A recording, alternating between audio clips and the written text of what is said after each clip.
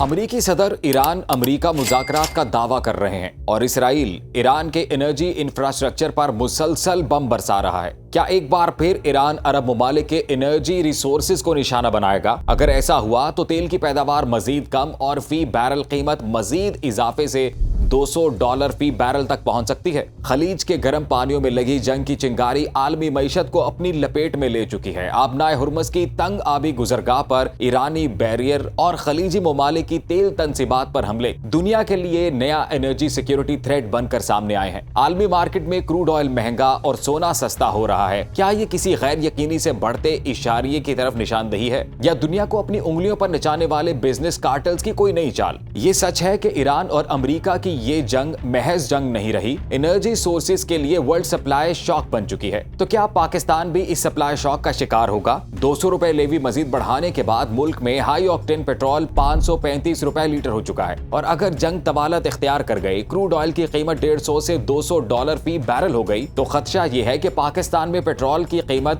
₹700 litre हो जाएगी। लेकिन सवाल यहाँ पर वर्ल्ड मार्केट में गोल्ड के गिरते दामों का भी है। क्रूड ऑयल जब भी महंगा हुआ, गोल्ड ने भी ऊंची उड़ान भरी, लेकिन अब ऐसा क्या हुआ कि सोना नीचे और क्रूड ऑयल ऊपर जा रहा है? क्या गोल्ड की आलमी कीमत में कमी की वजह खलीज में जंगी हालात हैं या इसके पीछे अमेरिका की कोई चाल? गोल्ड प्राइसेस का नीचे आना गोल्ड रैली के दौरान अपनी आमदनियों को सोने में तब्दील कराने वाले पाकिस्तानियों के लिए कितनी फिक्रमंदी की बात है? क्रूड ऑयल और गोल्ड से जुड़ी मेरी आज की कहानी में आम पाकिस्तानी के लिए बहुत कुछ है। साथ जुड़े रहिए। मैं हूं अजीम राना और आप देख रहे हैं सुनो एक्सप्लेन्स। नाजरीन, खलीज की हालिया जंग ने दुनिया का सबसे बड़ा एनर्जी बहरान क्रिएट किया है, जो 1973 के ऑयल एम्बार्गो से भी बड़ा है। IMF के माहिर मईशत ओलिवियर ब्लैंचार्ड के मुताबिक जंग तवील हुई और आबनाए हुर्मुज़ की बंदिश जारी रही तो क्रूड ऑयल की कीमत $150 से $200 फी बैरल तक पहुंच सकती है, क्योंकि जंग की तवालत के आसार ने मशरिक वुस्ता में तिजारत की आबी गुजरगाहों पर छाई खौफ की लहर को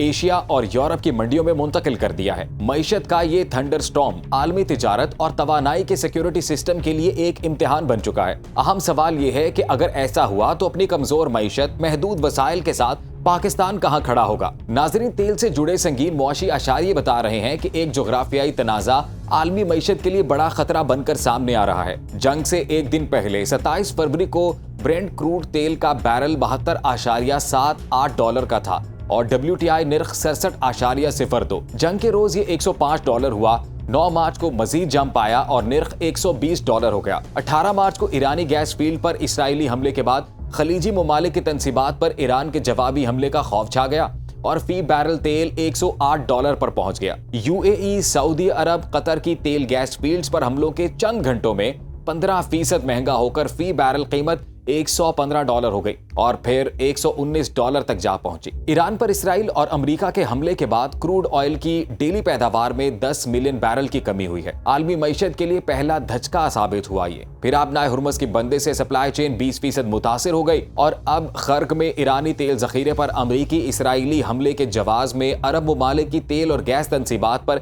ईरानी हमलों के बाद तेल के निर्ख $200 फी बैरल तक पहुंचने के खदशात सामने आए हैं। अगर वाकई तेल की कीमत $200 फी बैरल हो गई तो दुनिया संगीन मुआशी सूरत हाल का मुकाबला कैसे कर पाएगी और मईशत का ये थंडरस्टॉर्म पाकिस्तान को कैसे मुतासिर करेगा? नाजरीन, तेल की कीमत $200 फी बैरल का मतलब है तवानाई, खाद, प्लास्टिक और दीगर सन्नती खाम माल की कीमतों में गैर मामूली इजाफा, ज़राई पैदावार और रोजगार के मौक़ों पर बदतरीन असर। इंटरनेशनल एनर्जी एजेंसी ने रवा साल तेल की रोजाना आलमी पैदावार 106 मिलियन बैरल तक पहुंचने की तवक्को जाहिर की है, जबकि आलमी तलब भी तकरीबन इतनी ही रहने की पेशगोई सामने आई है। यानी नॉर्मल हालात में पैदावार और मांग बराबर रहती है, कीमतों में इस्तेहकाम नजर आता है। लेकिन आबनाए हुर्मुज़ की बंदिश और ईरानी हमलों की वजह से पैदावार में रोजाना 10 से 20% या 10 लाख से 20 लाख बैरल की कमी मार्केट पर शदीद दबाव की निशानदही कर रही है। ये दबाव स्टेक होल्डर्स के लिए कीमतों में इजाफे का उम्दा जवाब है। तेल का आलमी बहरान सप्लाई चेन भी मुतासिर कर रहा है। 80 से 90% आलमी तिजारत समुद्री रास्तों से होती है।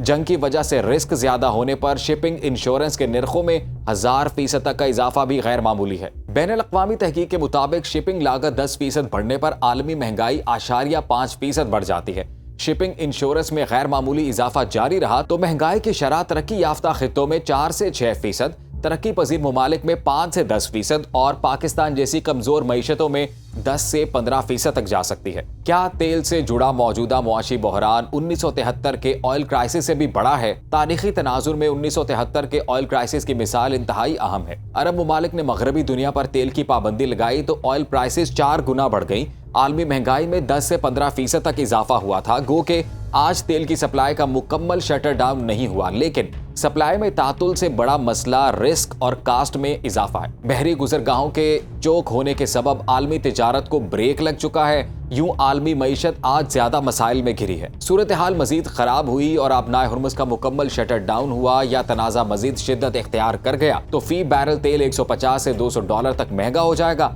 और यूं महंगाई का आलमी जिन पूरे कद काट से बाहर निकलकर हमारे सामने खड़ा होगा और आलमी इन्फ्लेशन रेट 12% तक पहुंचेगा। ऐसे में यकीनी तौर पर पाकिस्तान में फी लीटर पेट्रोल 600 से 700 रुपए फी लीटर में दस्तयाब होगा। बिजली के फी यूनिट की कीमत 10 से 15 रुपए बढ़ेगी। दरामदी बिल रुपए की कदर को मजीद गिरा देगा। डॉलर महंगा, रुपया सस्ता हो जाएगा। महंगाई में मुतवक्के ये इजाफा 30% को क्रॉस कर जाएगा। महंगाई बढ़ेगी तो लागत भी बढ़ेगी। अखराजात में गैर मामूली इजाफा होगा। हुकूमत ने अगर अखराजात कंट्रोल करने के लिए लॉकडाउन लगा भी लिया तो पहले से सुस्त रफ्तार पैदावार मजीद सुस्त हो जाएगी। टैक्स नेट सुकड़ जाएगा। हुकूमती आमदन मुतासिर होगी और जारी अखराजात पूरे करना मुश्किल हो जाएंगे। यूं नए कर्जे लेने पड़ेंगे या फिर तरक्याती फंड से अखराजात पूरे किए जाएंगे। $200 फी बैरल की मुतवक्के कीमत आलमी ताकत के तवाज़ुन को भी मुतासिर करेगी। महंगा तेल सऊदी अरब, रूस और अमेरिका के लिए खुशियों का तराना, लेकिन पाकिस्तान जैसे एनर्जी इंपोर्ट से बंधे ममालिक के लिए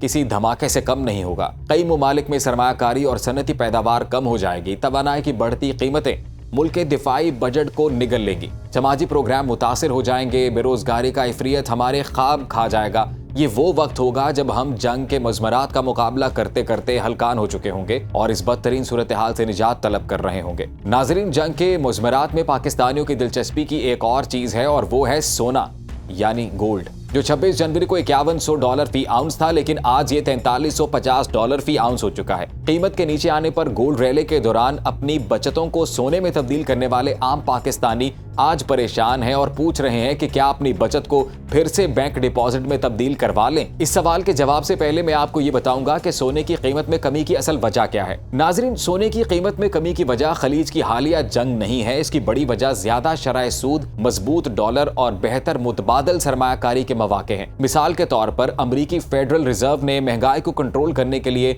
सूद की शरह को बुलंद कर रखा है। यूं अमरीकी बॉन्ड्स और डॉलर में सरमायाकारी ज्यादा मुनाफा बख्श साबित हो रही है। चुनाचे सरमायाकार सोने जैसे देर से मुनाफा देने वाली धात के बजाय फौरी ज्यादा मुनाफा देने वाले असासों की तरफ जा रहे हैं। सोने की बजाय डॉलर सरमायाकारों की महफूज जन्नत बन चुका है और यूं सरमायाकारों ने सोना फरोख्त करके डॉलर खरीदना शुरू कर दिया है। तो क्या पाकिस्तानियों को अपनी बचत दोबारा सोने से बैंक डिपॉजिट में तब्दील करने की जरूरत है? नाजरीन, डॉलर की मजबूती, बुलंद शरह सूद और जंगी हालात के मंजरनामे में अगर आप लॉन्ग टर्म इन्वेस्टमेंट करना चाहते हैं तो गोल्ड अब भी महफूज असासा है। लेकिन अगर आप किसी किस्म के तहफ्फुज का शिकार हैं तो खरीदे गए सोने का कुछ हिस्सा बैंक डिपॉजिट में तब्दील कर लें और अपनी बकिया गोल्ड इन्वेस्टमेंट को लॉन्ग टर्म में तब्दील करने की कोशिश करें, क्योंकि सोना कदीम दुनिया से आज तक सरमाए के लिए सबसे महफूज जन्नत रही है और आइंदा भी होगी। उम्मीद करता हूं आपको ये वीडियो पसंद आई होगी। वीडियो पसंद आए तो इस चैनल को सब्सक्राइब कीजिएगा, वीडियो को लाइक कीजिएगा, अपने देखने वालों के साथ इस वीडियो को शेयर कीजिएगा और कमेंट में अपनी राय का इजहार जरूर कीजिएगा।